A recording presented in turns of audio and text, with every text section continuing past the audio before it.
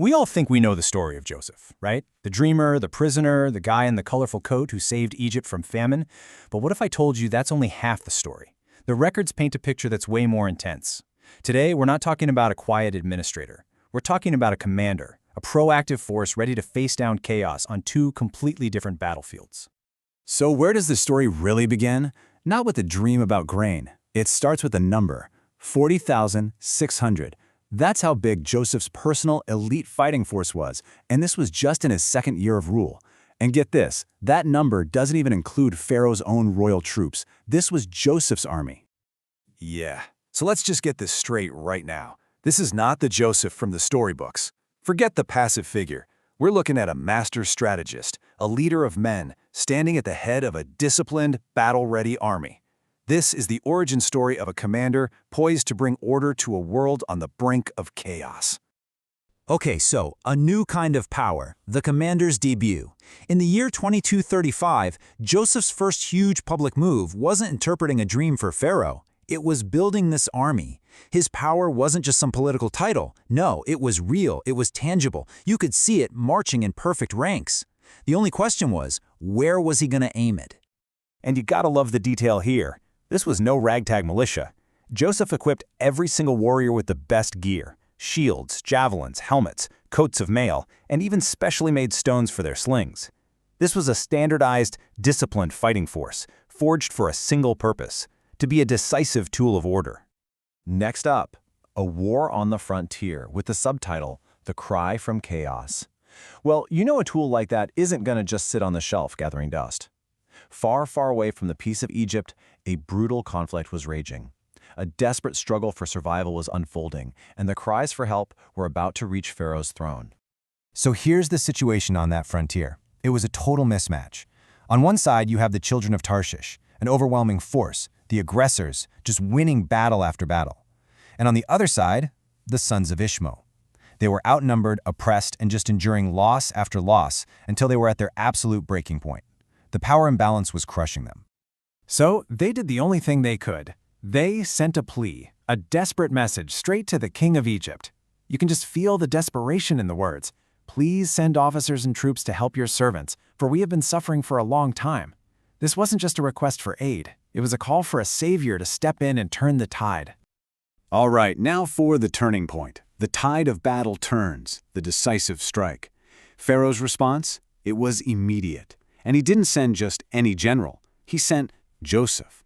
He deployed his most capable commander, along with his elite 40,600 warriors, plus troops from the king's own household. The ultimate weapon was now aimed right at the heart of the conflict. And Joseph's strategy was swift and overwhelming. He didn't just show up to fight, he executed a precise four-step campaign. 1. Deploy his forces to the land of Havilah. 2. Join up with his allies. 3. Engage the enemy with a decisive strike. And 4. Secure total victory by subduing the entire land. Clean, methodical, no hesitation. The result was a total rout.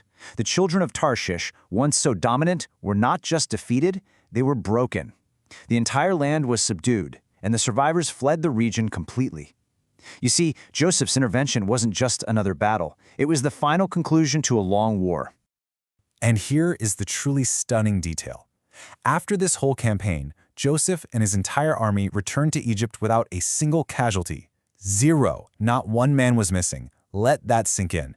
This wasn't just a victory. It was a statement of flawless power and, you gotta think, some serious protection from above.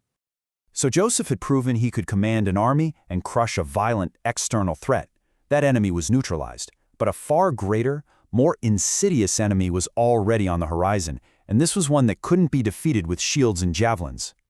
Now we get to the unseen enemy, famine, starting with the 7 years of plenty. Right as the war ended, the years of abundance began, exactly as the dream foretold. The next battlefield wasn't some foreign land, it was the land of Egypt itself. And the enemy wasn't an army of men, it was time. The scale of this abundance was almost unbelievable. I mean, the land just exploded with life. The yield was so crazy that for every 1 measure of seed planted, they got back 1,800 measures of grain. It was a time of feasting and satisfaction for everyone, but for Joseph, this was just the preparation phase for his next great campaign. Which brings us to this idea, an arsenal of grain, a fortress of provision. Because Joseph saw this abundance not as a gift to be mindlessly consumed, but as an arsenal to be stockpiled. He treated the grain like ammunition and the storehouses like fortresses. He was preparing to wage war against the coming chaos of starvation. And he didn't just gather it, he preserved it with this unique foresight. We'll call it the Joseph method. He ordered the grain to be stored while it was still in the ear and, get this, mixed with soil from the very field it grew in. This was his secret weapon, a technique to keep the provisions from spoiling over the long years ahead. Genius. And this comparison really shows the difference between simple gathering and strategic preparation. The people of Egypt, sure, they also stored grain in great abundance, but they didn't follow Joseph's special method. Joseph, on the other hand, was playing the long game. His collection was systematic, preserved, and secured in sealed, guarded facilities all across the land. In the end, his strategy was a monumental success. He filled his storehouses year after year until the sheer volume of grain was just immeasurable. It became like the sand of the sea, a vast, strategic reserve, a fortress of provision standing ready against the coming storm. So, from the battlefield to the grain field, we see the same man, a commander who first wielded an army to crush violent chaos, and then wielded a nation's resources to defy the chaos of famine. It leaves us with a final thought. When raw power is guided by that kind of profound foresight, what force of chaos can possibly stand against it?